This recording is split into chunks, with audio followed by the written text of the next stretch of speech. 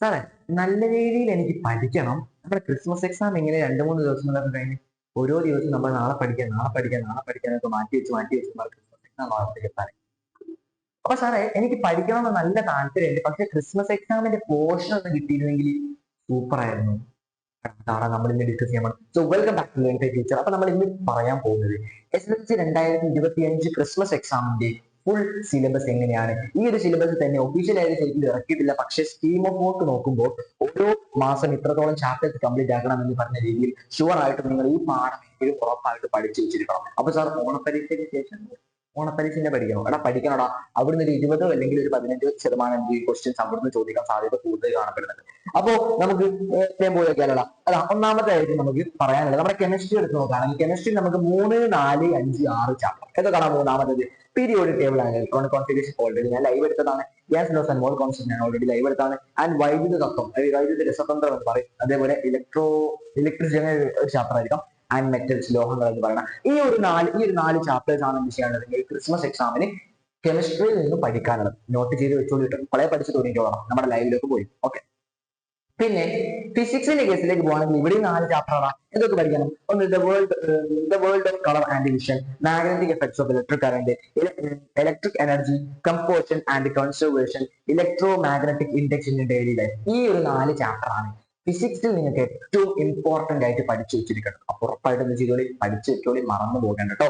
പിന്നെ എന്താ സാർ, പിന്നെ മാത്സിൽ നോക്കണം. 5, 6, 7, 8, 9, 10, 11 ഏകദേശം ഒരു 7 ചാപ്റ്ററോളം എന്ത് ചെയ്യാനുണ്ട് മാത്സിൽ നിങ്ങൾക്ക് പഠിക്കാനുണ്ട്. ഒന്ന് second degree equation, trigonometry, coordinates, tangent, polynomial and equations, code and lines, അതേപോലെ ജിയോമെട്രി ആൻഡ് ഓൾജിബ്ര. ഈ ഒരു 7 ചാപ്റ്റേഴ്സ് ആണ് നിങ്ങൾക്ക് ഏറ്റവും മെയിൻ ആയിട്ട് പഠിക്കാനുള്ളത്. 10 വരെ എങ്കിലും നിങ്ങൾ പെർഫെക്റ്റ് ആക്കി പഠിക്കണം. 11ാമത്തെ ചാപ്റ്റർ ഒന്ന് 1-2 മാർക്കിലേക്ക് ചോദിക്കാൻ സാധ്യത കൂടുതൽ കാണപ്പെടുന്നത്. അപ്പൊ എന്ത് ചെയ്തിരിക്കണം? 10 വരെ വളരെ ക്ലിഞ്ചൻ ആയിട്ട് നിങ്ങൾ എന്ത് ചെയ്യുക, പഠിച്ചു വെച്ചിരിക്കുക. പിന്നെ എന്താ സാർ, പിന്നെ ബയോളജിയിൽ 2 ചാപ്റ്റർ മെയിൻ ആയിട്ട് നിങ്ങൾ ഫോക്കസ് ചെയ്യേണ്ടത്. ശരിക്കും ഈ 5ാമത്തെ ചാപ്റ്റർ കൊടുക്കാത്തത് സ്കീം ഓഫ് വർക്ക് നാം നോക്കുമ്പോൾ അവിടെ മനസ്സിലാക്കിയത് എന്താണെന്നറിയോ? 5ാമത്തെ ചാപ്റ്റർ ഡിസംബർ ആ ഒരു വീക്ക് ആവുമ്പോൾ തുടങ്ങണം എന്നേ പറയുന്നുള്ളൂ. അപ്പൊ ആ ചാപ്റ്റർ സാധ്യത കുറവാണ്. മിനിമം നിങ്ങൾ 3, 4 ചാപ്റ്റർ ബിഹൈൻഡ് സെൻസേഷൻ, ജീവിതത്തിലെ രസതന്ത്രം എന്ന് പറഞ്ഞ ചാപ്റ്റർ നിങ്ങൾ ചെയ്യും ഏറ്റവും മെയിൻ ആയിട്ട് പഠിച്ചു. റെഡിയാണോ? അപ്പൊ ഇതാണ് ബയോളജി നിങ്ങൾക്ക് ഏറ്റവും മെയിൻ ആയിട്ട് പഠിക്കാനുള്ളത്.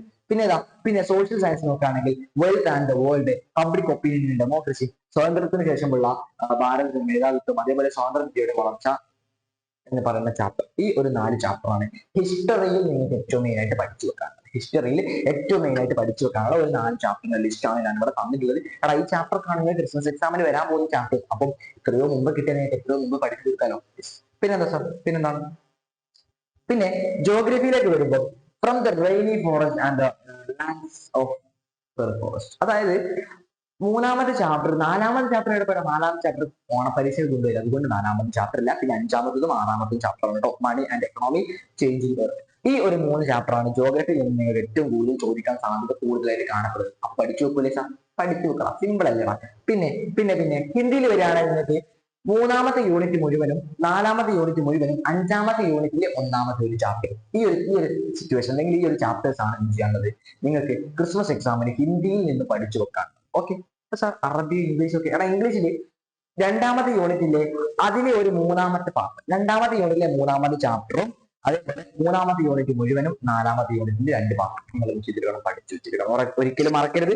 ഇംഗ്ലീഷ് ഏതൊക്കെയാണ് പഠിക്കാനുള്ളത്? 2ാമത്തെ യൂണിറ്റിലെ 3ാമത്തെ ചാപ്റ്റർ, 3ാമത്തെ യൂണിറ്റ് മുഴുവനും, ആൻഡ് 4ാമത്തെ യൂണിറ്റിലെ 2 ചാപ്റ്റർ. ഇതാണ് നിങ്ങൾക്ക് ഇംഗ്ലീഷിൽ ഏറ്റവും മെയിൻ ആയിട്ട് പഠിക്കാൻ. റെഡി അല്ല? സ്ക്രീൻഷോട്ട് വേണം എടുത്ത് വെച്ചോളൂ കേട്ടോ. പിന്നെ അടിസ്ഥാന ശാസ്ത്രത്തിൽ വരികയാണെങ്കിൽ 1ാമത്തെ യൂണിറ്റ്, 2ാമത്തെ യൂണിറ്റ്, അതായത് 2 യൂണിറ്റ് ആണ് ഏറ്റവും മെയിൻ ആയിട്ട് ഇവിടെ കാണപ്പെടുന്നത്. 3 യൂണിറ്റ് ഉണ്ട്, അതിൽ 2 യൂണിറ്റ് ആണ് ഏറ്റവും മെയിൻ ആയിട്ട് ഇവിടെ കൊടുത്തിട്ടുള്ള ചാപ്റ്ററുകൾ എന്ത് ചെയ്യുക, നിങ്ങളുടെ ടെക്സ്റ്റ് ബുക്ക് നോക്കി 2ാമത്തെ യൂണിറ്റ് മുഴുവനായി കാണാം. നിങ്ങൾ ടെക്സ്റ്റ് ബുക്ക് നോക്കി കൃത്യമായിട്ട് നോക്കി വെക്കുക ഈ ഒരു ചാപ്റ്റർ. പിന്നെന്താ സാർ, പിന്നെ കേരള പടാവലി നോക്കുകയാണെങ്കിൽ അതിൽ ഈ ഒരു 2 യൂണിറ്റുകളാണ് ഏറ്റവും മെയിൻ ആയിട്ട് നിങ്ങൾക്ക് പഠിക്കേണ്ടത്. ഏറ്റവും മെയിൻ ആയിട്ട് ഈ ഒരു 2 യൂണിറ്റ് ആണ് ഞാൻ നിങ്ങൾക്ക് ഇവിടെ ഏറ്റവും പഠിക്കാൻ ആവശ്യമായിട്ടുള്ളത്. പിന്നെ എന്താ അറബി. അറബി നിങ്ങളുടെ ടെക്സ്റ്റ് ബുക്കിലെ 3ാമത്തെ യൂണിറ്റ്, 4ാമത്തെ യൂണിറ്റ് ആണ് എന്ത് ചെയ്യാനുള്ളത്, അറബി ഏറ്റവും മെയിൻ ആയിട്ട് പഠിക്കാനാണ്. അപ്പൊ അത് നോട്ട് ചെയ്ത് സാർ.